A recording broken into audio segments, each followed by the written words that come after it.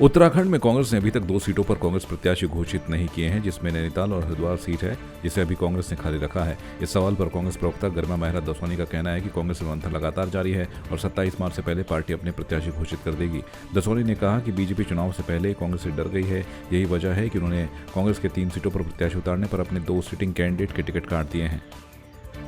देखिए, चुनाव आयोग ने नामांकन की तिथि 27 मार्च घोषित की है और आपको समय पर नामांकन होते हुए कांग्रेस पार्टी के प्रत्याशियों द्वारा दिखेंगे। ये कोई चूहा बिल्ली दौड़ नहीं है कि भारतीय जनता पार्टी ने कैंडिडेट घोषित करे तो हम भी पीछे पीछे कर दें, फिर वो नामांकन करने चलें तो हम भी पीछे पीछे। कांग्रेस पार्टी सबसे पुरानी पार्टी है इस देश की, अपने हिसाब से चलती है, अपने रूल्स एंड रेगुलेशंस हैं। हमारे कैंडिडेट्स जो हैं वो उनके कैंडिडेट्स पे भारी पड़े, तभी तो आनन फानन में 2 सीटों पर कैंडिडेट बदलने पड़े, सिटिंग एमपीज को झोला पकड़ा के घर भेजना पड़ा। शुरुआत में आप देखिए कि भारतीय जनता पार्टी ने ओवर कॉन्फिडेंस में आकर 3 पुराने कैंडिडेट्स को रिपीट कर दिया और कांग्रेस पार्टी ने जब अपने 3 कोहिनूर के हीरे उतारे मैदान में तो भारतीय जनता पार्टी पानी पीने लगी और उसके बाद उसने बाकी 2 सीट्स पर अपने कैंडिडेट्स बदल दिए।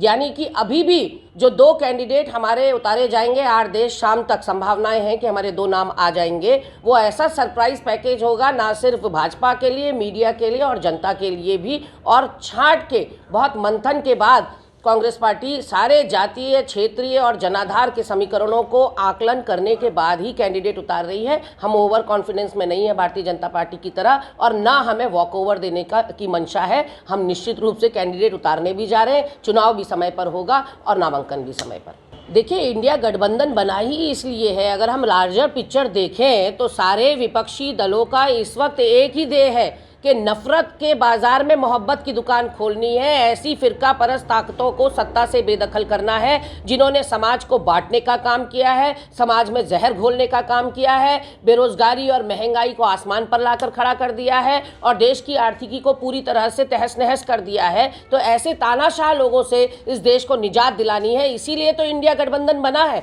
और हम सौभाग्यशाली हैं कि यहाँ जितने इंडिया गठबंधन के दल हैं उनका भरपूर सहयोग हमको मिल रहा है, बढ़ चढ़ कर सहयोग हमको मिल रहा है। सारी बैठकों में वो शामिल हो रहे हैं और सबने प्रण लिया है कि तन मन धन से वो कांग्रेस के प्रत्याशियों के लिए अपने जान झोंक देंगे।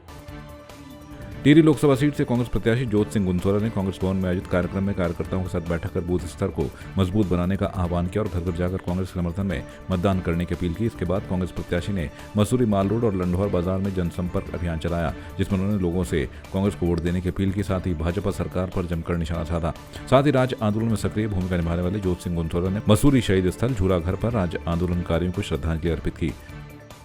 मैं तो कांग्रेस कार्यकर्ताओं का, इंडिया अलायंस के साथियों का, जनता का, पत्रकारों का अथाह प्रेम नौजवानों से लेकर महिलाओं तक का मिल रहा है।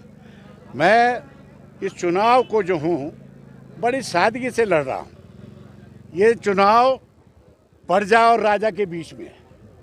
प्रजा चारों तरफ फैल चुकी है, वो स्वतः स्फूर्त हो रही है, चाहे कांग्रेस के साथी हों, चाहे कॉमरेड साथी हों, लेफ्ट राइट सबके साथी हों, वो सब लामबंद होकर जो है इस टिहरी लोकसभा की लोकसभा में बढ़ चढ़कर काम कर रहे हैं। इसका अंजाम मैं चंबा गया था, नई टिहरी गया था, कार्यकर्ताओं में बहुत अति उत्साह और उल्लास है।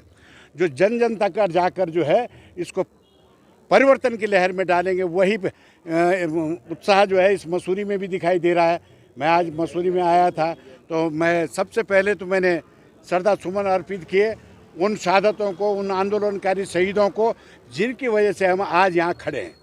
राज्य बना उनकी वजह से, हम उनको शहादत और आंदोलनकारियों को तो मैं नमन करता हूँ। इसके लिए मैं बाद में अलग से बात करूँ। नहीं, नुकसान होता है लेकिन उसकी भी भरपाई जनता करेगी, क्योंकि जनता की अदालत है, उनके और मेरे जाने से आने से नहीं होने का। जनता इस समय बहुत विमुख हो चुकी है।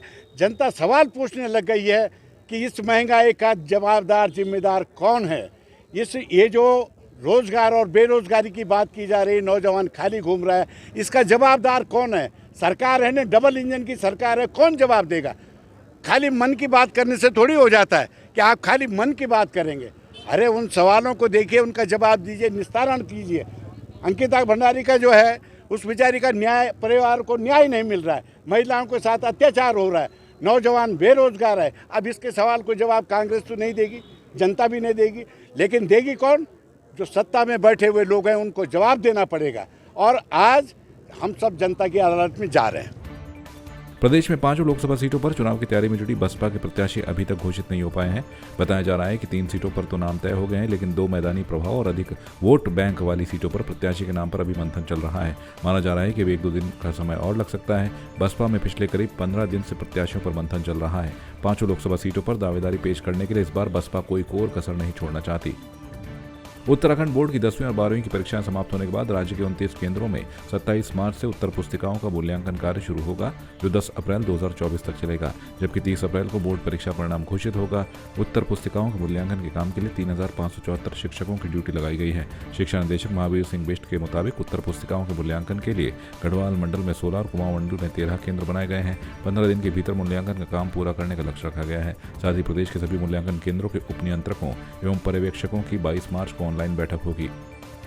लोकसभा चुनाव की नामांकन प्रक्रिया को लेकर रुद्रपुर कलेक्ट्रेट परिसर में तैयारियां पूरी हो चुकी हैं। कलेक्ट्रेट के जिलाधिकारी न्यायालय परिसर में जिला निर्वाचन अधिकारी उदयराज सिंह नामांकन प्रक्रिया के लिए तैयार हैं। कड़ी सुरक्षा व्यवस्था के बीच नामांकन होंगे। प्रत्याशी पुलिस कार्यालय से डीएम ऑफिस तक बैरिकेड के बीच होकर नामांकन करने जाएंगे।